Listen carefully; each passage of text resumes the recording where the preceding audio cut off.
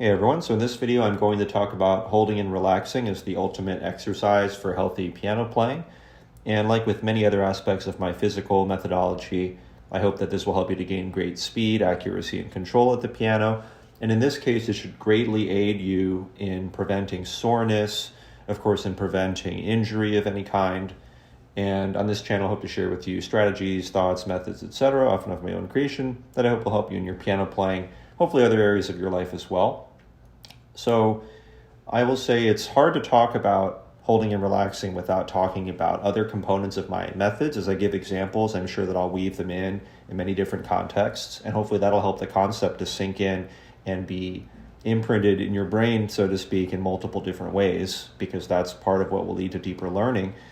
And I'll say that there are, of course, other things that you can do to relax, right? Relaxing activities in general, taking more breaks in general, not playing for too long at a stretch. You also can do, of course, physical stretches, the same as you would do before any other physical activity. But here when I'm talking about holding and relaxing, as you might guess, I'm referring mostly to literally playing the piano, holding some notes at the piano at least, and then relaxing completely.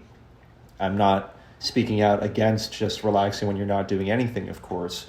And in terms of trying to figure out what this means in relation to regular relaxation, I would say it's always good to start with, are you even relaxed when you're just sitting here not doing anything?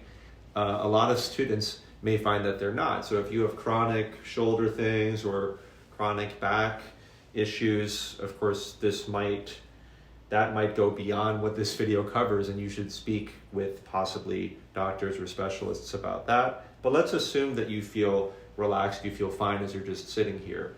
And I'll ask students that, do you feel fine in your arms? Do you feel fine in your wrists and everything? If you continue sitting here like this, you're probably not going to get sore or injured. Now, if you put a hand on the piano, on the keyboard of the piano like this, short of the hand just falling off of the keys directly because it's so relaxed, does this feel pretty much the same as when you're like this? So I talk about some thoughts in terms of hand orientation and shape at the piano in detail. If you search David Chang, hand orientation and shape, hand orientation part 2, you'll find other videos that go through this in detail. But in any case, with the minimum amount of effort to keep your hand here and an overall good shape and orientation, does your shoulder still feel the same?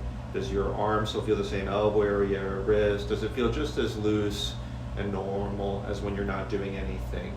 And then if you play anything at all, let's say this single note, short of the minimum amount of effort through gravity and arm weight that you need to depress this note and hold it, does everything else feel completely normal? This still feels just the same as it when you were just sitting here, shoulder, arm, everything. Do you feel very relaxed, heavy, loose, and everything?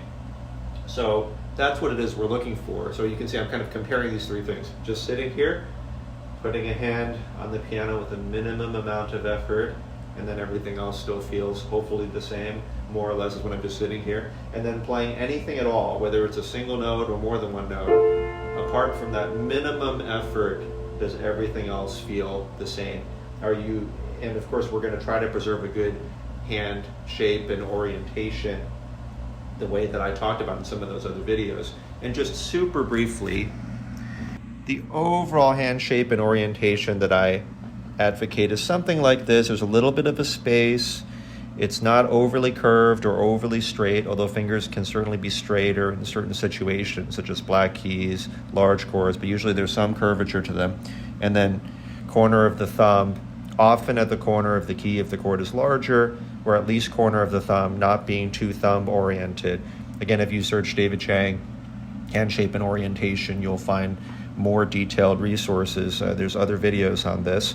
And these three fingers roughly perpendicular to the fall board.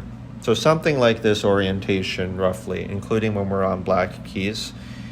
And yeah, so at a high level, that's what it is that we're looking for. And the height of the wrist, something roughly like this. Everything else very relaxed.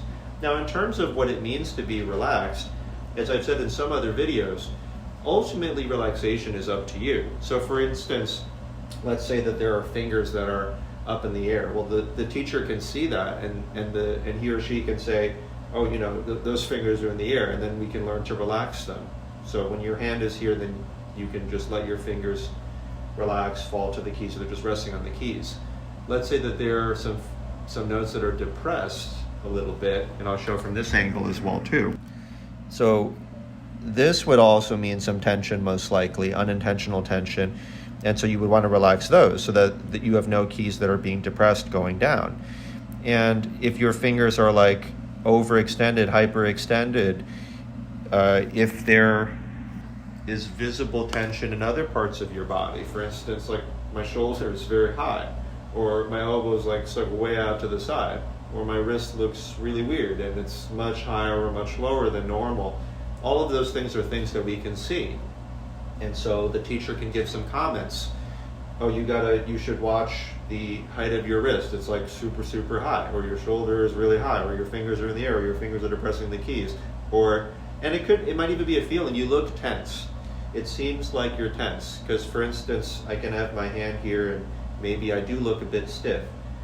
But for instance, let's say I let go of the majority of that tension, and my hand from the outside, it looks pretty good. And my posture, it looks fairly good.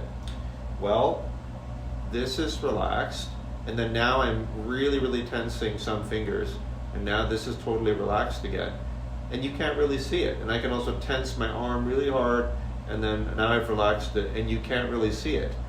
So there's a certain extent to which the teacher can help you, but only you know. Only you can feel the sensations of your own body, those last few percentage points. And sometimes it's not even the last few percentage points, because like I was saying, like this is relaxed. Now I'm tensing my arm really hard, and it's impossible really to see it when I tense and when I relax. Through this sweater, I mean, it's up to you to see, like, oh, I'm tense, okay, now I'm going to relax my arm. Or, this is tense, now I'm going to relax my arm completely. And this is where some kind of mindfulness practice, meditation, yoga, some people do other things, Feldenkrais, Alexander technique, and so on. Whatever it is that helps you to discover awareness of your own body, it could very well be the help of a teacher is needed in order to help you to discover that. So that's the relaxation that we're trying to find. So keeping in mind everything that I've said in this video, and if you were curious, other videos about hand shape and orientation, and the thoughts about relaxation that I just said, we are trying to essentially, as often as possible, play a section, or it could be all loud with accents sections. If you search David Chang all loud with accents, you'll likely find a video where I talk about that a lot. David Chang metronome cycling, you'll find that practice technique. My name and then lightning fast altered rhythms, you'll find that practice technique. So you could be using all these different types of techniques. You could be practicing in very small sections. I have this series, 14 Layers of Strategy as Applied to River Flows in You. If you search that and my name, then you'll find that. And I even talk about this somewhat there. I think I called it ultimate technical principle because of how much it helps everything else in your playing. So when you're practicing even very small fragments, quarters of a measure, eighths of a measure, and so on, I like to advocate practicing that little tiny section plus the next note as well. A quarter measure set is a quarter of a measure plus the next vertical or the next chord. Eighth of a measure is an eighth of a measure plus the next chord.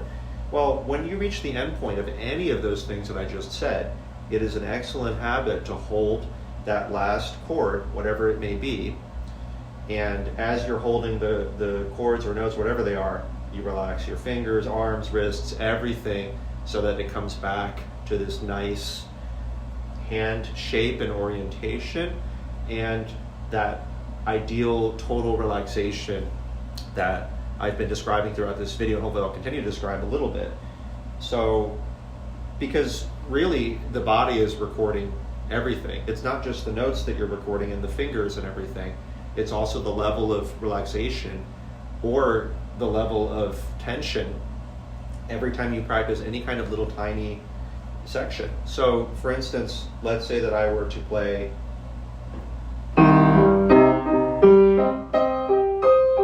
right section of Chopin's Ocean Etude, and I'm playing this using my all loud with accents touch. Let's say I practice that much and my fingers are tense in the air. Well, I'll relax the fingers. Let's say that I have a bad hand orientation. Well, I'll fix this orientation so that I'm not too, skewed towards the thumbs. It's more like my 3 fingers are more perpendicular to the fall board, and my thumbs are playing with their corners and everything. And then maybe my shoulders are tense, so I relax those. Maybe my elbow area is tense, so I relax those. And then this is how I naturally find a good alignment. So, my elbows won't be sticking out to the sides, my shoulders won't be sticking up, because when I relax, my arms just fall where they are. I know a lot of teachers, they may say, oh, you got to keep your elbow in line exactly this way or that way. I think that a natural alignment is found if you do holding and relaxing well, right? You take care of the fingers, you don't have some of them depressing the keys, you fix the orientation, maybe the hand's not completely flat, there's a little bit of a space here, you relax tension in your neck, even your jaw, everywhere, shoulders, elbow areas, and everything.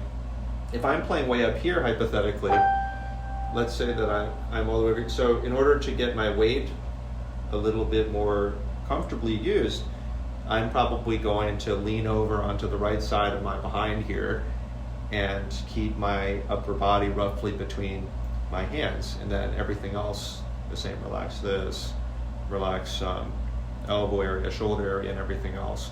Fingers are in the air, I relax them.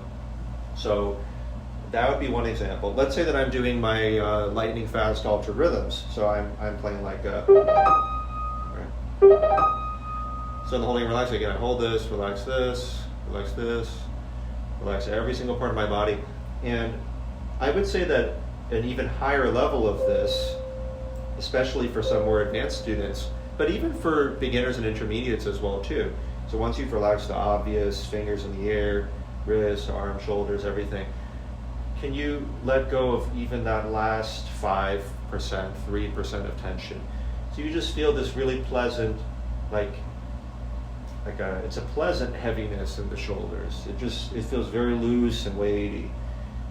Obviously, if you fall over onto somebody, you'll knock them over because of how heavy you feel. So you want to maintain enough control that you don't just slump over onto the piano unconscious.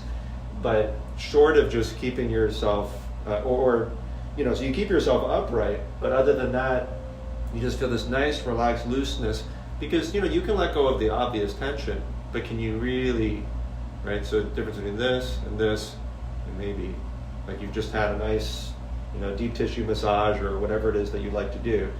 Because if you can do this during the holding and relaxing, you'll be able to access your full arm weight. So it's not only that you find your alignment and you take care of fingers in the air, you take care of if your hand is oriented all weird, and you take care of wrist tension, right? When you're holding, you can also see if you can move your wrist up and down and everything. You are finding flexibility, you're finding looseness, you're finding great arm weight. It's like this huge boulder or something that you now have that you'll then be able to move around. Because if you haven't found this great heaviness, it'll be difficult to then move that weight around onto different fingers with excellent technique. So I know that there was a lot there, and I'm also speaking extemporaneously, of course, but again, purposely, repetitively, you are relaxing your fingers, wrists, arms, shoulders, neck, everything, the obvious visual things. You're fixing your hand orientation and shape, the way I described in this video, and you can search my name in hand orientation and shape if you want to find additional videos with way more detail on that.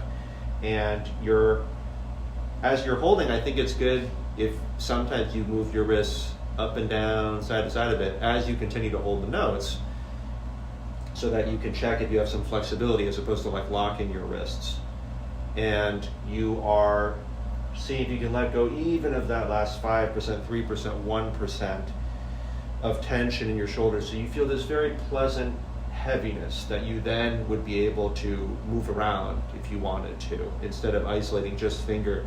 Like, instead of like, they're not just fingers in isolation, they are just your arm or your arms balanced on these fingers, because you're so aware of how all the rest of your body is relaxed. And yeah, like I was saying earlier, it might be that you're doing this all out with accents touch. Relax this completely. It may be that you're doing the lightning fast altered rhythms I talked about in another video. You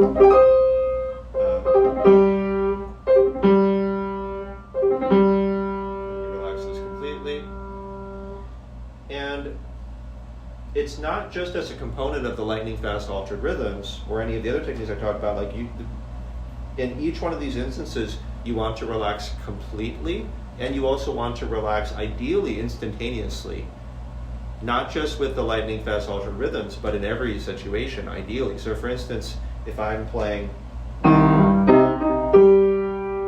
okay, let's say hypothetically I'm able to relax completely. There was still a pretty big delay between the time that my fingers were in the air and my body was tense and then I relaxed. So, okay, so that's better. But eventually, so even though I played that and it was nice and slow,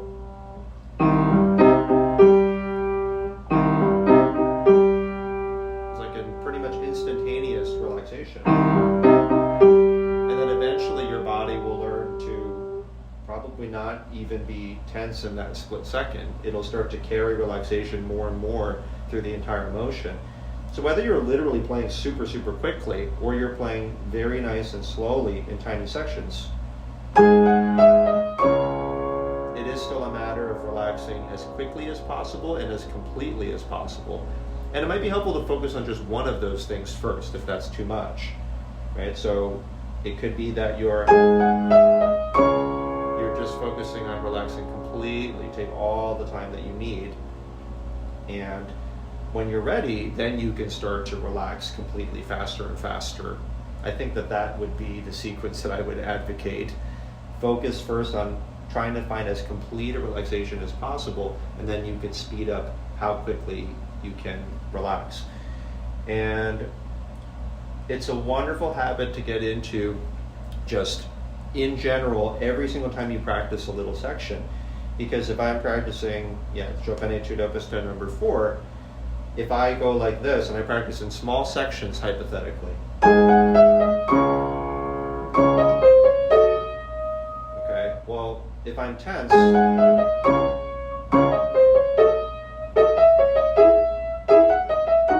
every single time that I am practicing any little section, I'm recording that tension as well too.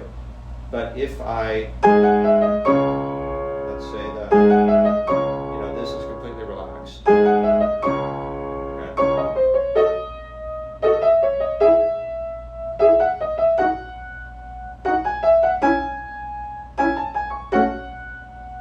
Well, every time that I go back to these tiny little sections or sets that I'm practicing, my body is not only recording the right notes and rhythms and everything, it's also recording this instantaneous, complete relaxation. And over time, this will begin to seep into my consciousness as well. Memory will consolidate during sleep, even at this kind of kinesthetic, muscular level. And I'll be able to gradually relax in larger and larger sections, and I'll have more relaxation through my actual playing. Because in the beginning, when you're not so used to this, you might be tense while you're playing, and you're only relaxing when you're playing and holding, when you're holding and relaxing at the ends of these sections. Over time though, because you're relaxing at least some percentage of the time, you're no longer tense like nearly 100% of the time, you'll find that you're able to literally play as relaxed as possible more and more often. And I think briefly, I'll show here.